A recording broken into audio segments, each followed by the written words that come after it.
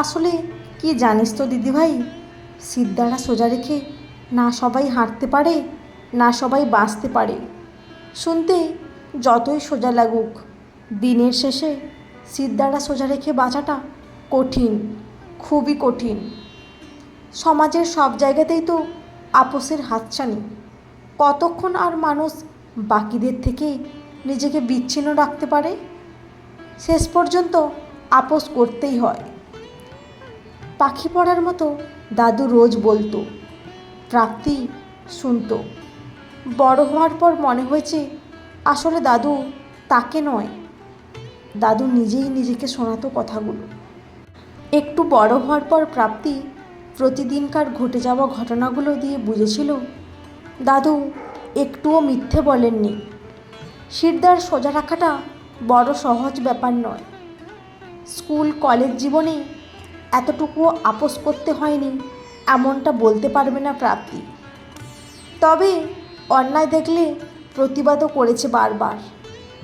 শেষের দিকে কলেজে তার নাম হয়ে গিয়েছিল মাতঙ্গিনী হাজরা। কিন্তু কলেজ জীবনের লড়াকু মনোভাব চাকরিতে ঢুকে বজায় রাখতে পারল কই? এখানে তো প্রতি পদক্ষেপেই আপোস করতে হয়। ট্রেনিং পিরিয়ডে দেখেছে অদিতিদিকে স্মার্ট ওয়ার্ক হলিক, বিউটি উইথ ব্রেনের পারফেক্ট কম্বিনেশান। তাকেই চন্দন স্যার কেমন বিচ্ছিরিভাবে অপমান করলো সবার সামনে। কারণটা পরে জেনেছিল প্রাপ্তি। রাহুল ছিল প্রজেক্ট ম্যানেজার। অদিতিদিকে প্রপোজ করেছিল অফিস পার্টিতে, রাজি হয়নি অদিতিদি। ব্যাস, অমনি সিনিয়র মহলে কাজে গাফালতির অভিযোগ। প্রাণপণ চেষ্টা করেছিল অদিতিদি তার বিরুদ্ধে আনা অভিযোগগুলোকে ভুল প্রমাণিত করতে, কিন্তু স্ট্রেট ফরওয়ার্ড মেয়ে বলে অনেকেই তাকে পছন্দ করতো না। ফলে অফিসেই ক্রমশ একঘরে হয়ে পড়েছিল। তবুও চেষ্টা করেছিল মাস 6, কিন্তু শেষ পর্যন্ত অফিস ছাড়তেই হলো। কী রে, বসে বসে এত কি ভাবছিস? রীতির ডাকে ভাবনায় ছেদ পড়ল প্রাপ্তির। প্রত্যুষ স্যার ডাকছে তোকে, তাড়াতাড়ি যা। যাচ্ছি যাচ্ছি এক্ষুনি। তাড়াতাড়ি চেয়ার ছেড়ে উঠে পড়ল প্রাপ্তি।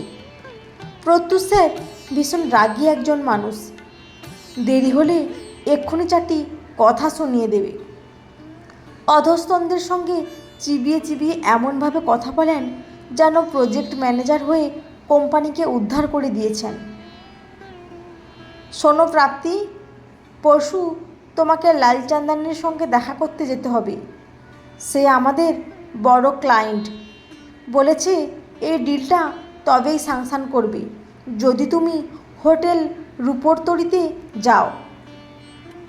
হাসলেন প্রত্যুষ। কোম্পানির ভবিষ্যৎ অ্যাসেট তো তোমরাই, আমিও তোমার সঙ্গে যাব। একটু যেন নিশ্চিন্ত হলো প্রাপ্তি। অফিসের মধ্যে লাল চান্দানিকে বার 2 দেখেছে সে। এমন বিচ্ছিরিভাবে তাকায় যে, কেন এই লোকটা তাকে হোটেলে ডাকছে? অফিসের গাড়ি যখন প্রাপ্তিকে নিয়ে হোটেলের সামনে পৌঁছে গেছে, তখন প্রত্যুষ স্যার ফোন করে জানালেন বিশেষ একটা কাজে আটকে পড়ায় তিনি আজ আসতে পারছেন না। প্রাপ্তিকে একাই কেসটা সামলাতে হবে। সে যেন লাল চান্দানিকে অ্যাটেন্ড করে সোজা অফিসে চলে আসে। সেখানে প্রত্যুষ অপেক্ষা করবেন। রূপরতরি হোটেলের 108 নম্বর ঘরে 2 বার নক করলেই লাল চান্দানি এসে ডিলের কাগজপত্র দিয়ে যাবে। প্রাপ্তিকে আশ্বস্ত করার হাসি হাসলেন প্রত্যুষ।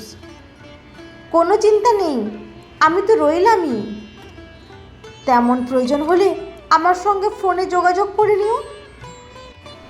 প্রাপ্তি উত্তর দিল, আমি একা লাল চান্দানির রুমে যেতে পারবো না। I am sorry sir. আপনি আসবেন বলেই আমি এই ডিলটার জন্য এই হোটেলে আসতে রাজি হয়েছিলাম। এখনও যদি বলেন গাড়িতে আপনার জন্য অপেক্ষা করতে পারি। মনে মনে উচ্চারণ করা যায় না এমন এক শব্দ উচ্চারণ করে চিবিয়ে চিবিয়ে প্রত্যুষ বললেন, কি পাগলামি হচ্ছে প্রাপ্তি? আমি তো বললাম তোমায়, এই মুহূর্তে আমি একটা কাজে ফেঁসে গেছি বলে আসতে পারছি না। তুমি কি আমার সোজা কথাটা বুঝতে পারছো না? এক্ষুনি তুমি লালচান্দানির রুমে যাও, কাগজপত্রগুলো দিয়ে সিধে অফিসে চলে এসো। গাড়ি নিচে তোমার জন্য অপেক্ষা করবে। আমার সিদ্ধান্ত আগেই আপনাকে জানিয়ে দিয়েছি। আমার পক্ষে লালচান্দানিকে একা ফেস করা কোনো মতেই সম্ভব নয়। কথাটা ভালোভাবে ভেবে বলছো তো? সেক্ষেত্রে কিন্তু কোম্পানির তরফ থেকে পিঙ্ক স্লিপ পাওয়ার জন্য প্রস্তুত থেকো, গম্ভীর মুখে বললেন প্রত্যুষ।